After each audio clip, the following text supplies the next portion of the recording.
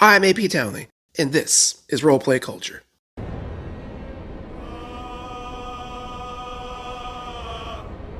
Today we're talking about must-have spells from Larian Studios' Baldur's Gate 3, which is based off D&D. If you're a veteran of D&D, some of these spells might seem familiar to you, and some have changed from their source material. We're going to try to find the best ones to have in our party. We aren't necessarily looking for the most damaging ones, but the most useful for gameplay and story. We also aren't suggesting that just one player have all of these, just that out of a party of 4, at least one character has a spell, item, or some other resource to create that effect. Potions as well. More on that later. Let's begin. Guidance. This cantrip is available to clerics, druids, and Pact of the Tome warlocks. It lasts for 10 turns, requires concentration, and adds 1d4 to your ability checks. Or skill checks, as most of us know them. In D&D, we tend to just forget about this cantrip, or the check will be called before guidance can be cast, making it kind of a moot point.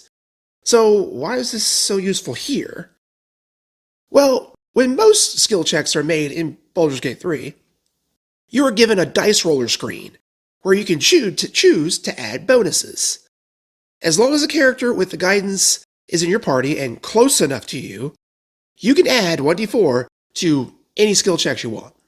Disarming traps, picking locks, trying to persuade your Githyanki girlfriend not to murder you. What? You know, important stuff. This buff lasts a minute, as well as you can cast it when you know you might be going into a trapped area to boost your ability to spot hidden things. It's important to remember that if you detach yourself from the party to lone wolf it, you won't have guidance as an option when you do those ability checks. Unless, of course, you're the ones with guidance. Friends. This cantrip is available to bards, sorcerers, warlocks, wizards, as well as arcane tricksters, rogues, and eldritch knight fighters. Takes an action to cast, does require concentration, and lasts for a minute. It very simply gives us advantage on charisma checks against non-hostile creatures. There's no saving throw for this, it just works. Just like guidance, this effect can be added at a dice rolling screen as a bonus. However, there's a caveat to this cantrip. At higher difficulty levels of play, the one you're trying to talk to can accuse you of messing with them. This difficulty level is the highest technician as far as I can tell. And there are some ways around it, getting out of range before the spell wears off, or even using something like Disguise Self could protect you against being accused by that NPC. And I can't stress this enough. Buffing your social roles is absolutely critical. There are so many persuasion and the like checks, and not just with NPCs, even your own party members require them sometimes. To be clear, decisions you make can potentially permanently lose your party members, so making those rolls is very important. Speak with animals. This is a spell that a lot of druids like to take in D&D and then immediately forget about, or their DM just doesn't give them opportunities to use it. But if you've played Larian Studio games before, you know that's not going to be the case here. This first level ritual spell is available to bards, druids, rangers, and a bunch of other subclasses. Takes an action to cast, and as a ritual, doesn't require a spell slot. In D&D, it lasts 10 minutes. In Baldur's Gate 3, it lasts all freaking day. Or until you take a long rest. And it basically just lets you talk to animals like they were people. This is no understatement, but Larian Studios loves hiding information in animals. They can tell you where secret entrances are, hints at what enemies are ahead, traps, hidden treasure stashes, so many things. Talking to them is just a fun part of the game. They can be pretty funny too. There's just plenty of ways to get this spell without spell casting as well. There are plenty of potions and scrolls lying around, so take advantage of it when you can. Speak with Dead. In a lot of ways, this resembles the previous entry, though it is at a higher level. This third level ritual spell takes an action to cast and, yep, used to last 10 minutes, now it lasts all day. Awesome. And it is a ritual, so as long as you're casting out of combat, no spell slots used. And it does what it sounds like. It lets you question a corpse, or at least it gives you a dialogue options with them. Big caveat here. You can't question corpses that you yourself corpseified. They just won't talk to you. Understandably, I think. Good news is that when you have this spell active, corpses that are willing to talk to you kind of light up and have an aura around them so you can spot them. Though again, they won't talk to you if you're the one that killed them. Also, make good use of your timing questioning them, exploring all dialogue options because you can only do this once. After that, can't question them again. And just like Speak with Animals, Larian loves hiding information in dead people. They can give you a heads up about what monsters are around because, yeah, that's probably what killed them. Sometimes you have to talk to them to finish certain quests, so make good use of it. Even though this is a higher level spell, you'll find plenty of scrolls and potions of it around. And I don't think we've discussed anything like this yet, but anyone can use a scroll in Baldur's Gate 3. Unlike D&D, where you had to have had that spell on your spell list to even try, anyone can cast spells with scrolls, even if they can't normally use magic. There's even an early game item that gives you the ability to cast this spell. So, talk to them dead people. Were you killed in the Battle of the Evermores? Yes. 4 more questions, right? Yes. No, that wasn't for you. Did that count as a question? Yes. Damn it. Only answer when I talk to you, okay? Yes. Why did you say okay at the end of that? I didn't. Fantastic. Grease. I think Grease is a really underrated spell in D&D, mostly because it's a low-level control effect, doesn't require concentration, and it's even better in Baldur's Gate 3. It's only available to wizards and a few subclasses. This first level spell takes an action to cast, has a range of 18 meters, and hits a 5 meter radius, which is, I think, twice the size of the D&D version. They make a dex save or fall prone as they slip. Let's discuss the prone condition. It includes all the D&D goodies, like having advantage on prone enemies for attacking and taking half their movement to stand up, but in Baldur's Gate 3, it gets way worse. Prone immediately breaks concentration on spells, even if you made that save on the damage.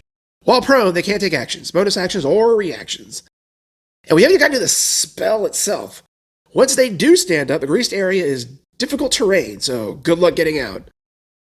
Now, another thing Larian loves is their surfaces and giving them creative physics. So if you hit the greased area with anything fire-related, like the Firebolt cantrip, it will explode and set everyone in it on fire. If you hit it with something cold-related, like Ray of Frost, it will freeze and become a frozen surface. Ha! I just love this game. What's even more interesting about this spell is that it even has other ways to get it other than spellcasting and scrolls. The grease bottle lets you throw an object, shatter it on the ground, creating basically the same effect of the spell. And don't worry about finding it. You'll have it used on you extensively. Great! Misty Step.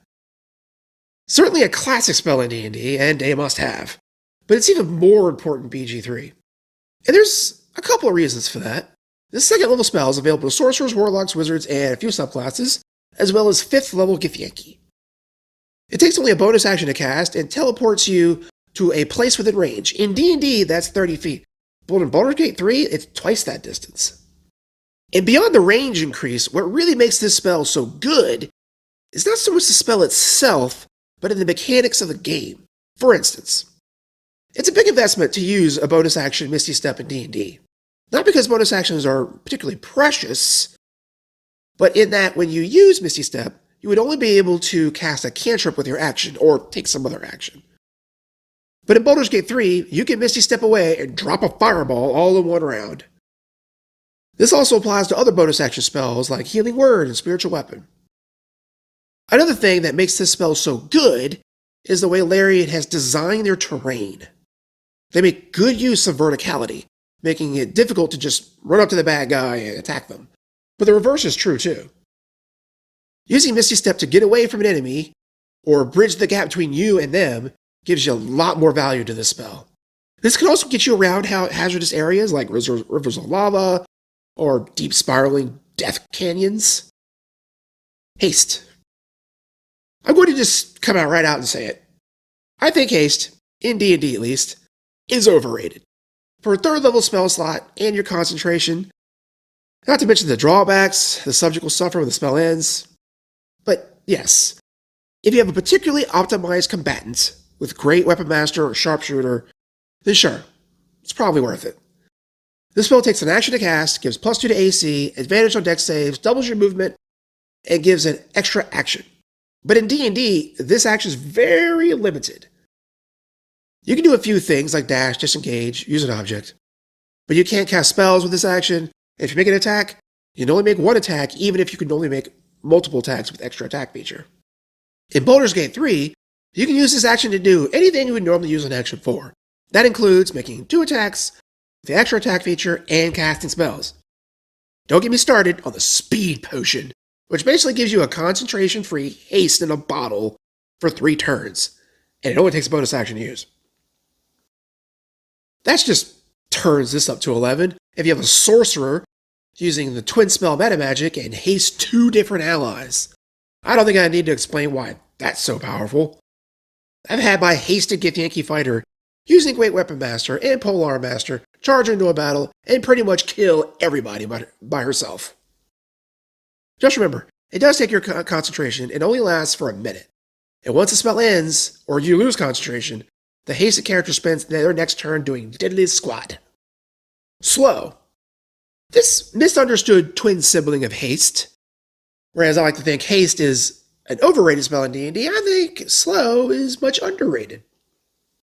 This 3rd level spell takes an action to cast, lasts a minute with concentration, and hits a 40-foot cube. But it doesn't hit everyone. You target up to 6 creatures you can see, and they make will saves. And boy, are they gonna suck. Their movement is halved, -2 to AC, and dex saves, and they can't use reactions. They must choose between taking an action and a bonus action. They can't use both. And if they can make multiple attacks with their action, they can now only make 1. And if they cast spells, well, that spell might get delayed until the next turn. In Baldur's Gate 3, this is pretty much the same. No big changes. So why the fuss about the spell then? Well, that's mostly due to the encounter design of Baldur's Gate 3. It is by no means unusual for your party to be fighting groups of enemies of 4 or more. In D&D, when you're just fighting a big giant, putting the slow spell on a single target would be meaningful, sure, but also somewhat wasteful. Or if you're fighting a bunch of goblins who are just going to die in the next round anyway, same problem. This is less so when you're fighting half a dozen Githyanki, who have multiple attacks and are casting spells at you. The full benefits of slow really shine. Create or destroy water. This 1st level spell is available to druids and clerics, and it does what it sounds like. Creates like 10 gallons of water, or have it rain over a 30-foot cube, or it can destroy a similar amount of water or fog in a 30-foot cube. In D&D, this is mostly a hardcore exploration ability where keeping track of rations is necessary.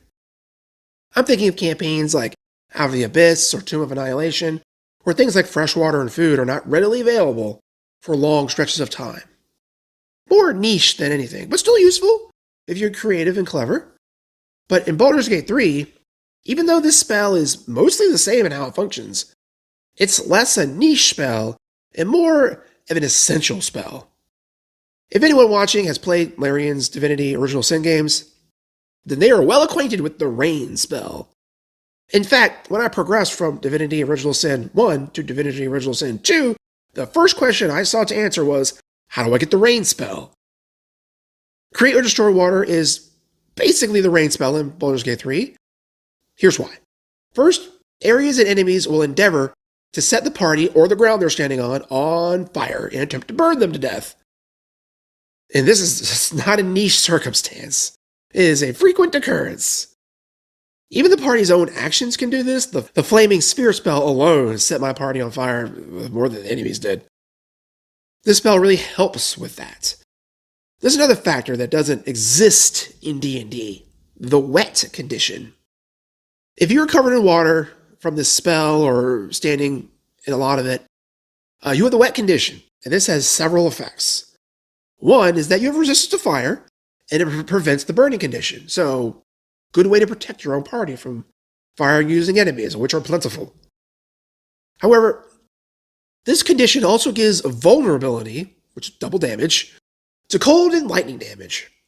So spells like Lightning Bolt and Cone of Cold, or even cantrips like Shocking Grasp or Ray of Frost, do way more damage than normal.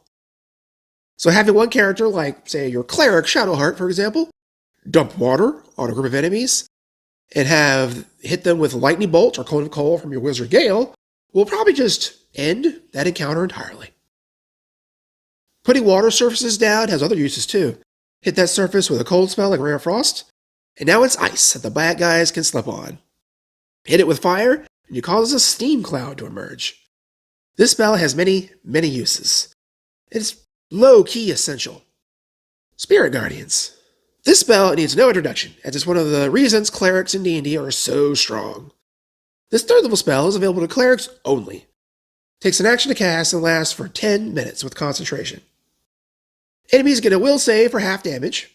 A swirling aura surrounds the character in 15-foot radius that halves their speed. Enemies that enter it for the first time in a round or start their turn there take 3d8 damage. There are some key caveats here, though. Walking the area over the enemies does not automatically damage them. They have to enter it or start their turn there, which leads to lots of shenanigans of using spells like Thorn Whip or Command to bring enemies into the area.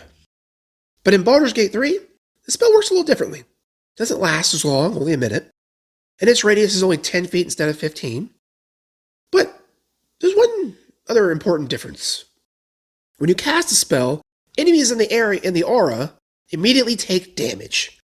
When you move the aura over new enemies, they immediately take damage. Very different from the D&D version.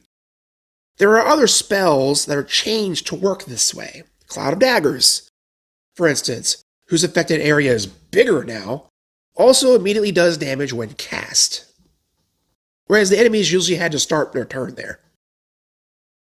This makes these spells, which were already pretty good, even more reliable. Shadowheart just became a moving wrecking ball. In fact, quite a few of these spells are on her spell list. You should keep her around. Those are 10 must-have spells for your party in Baldur's Gate 3. If you want more videos like this, then you're going to have to subscribe, ring the bell, smash that like button, leave comments below, share with your friends, and I'll see you in the parlor.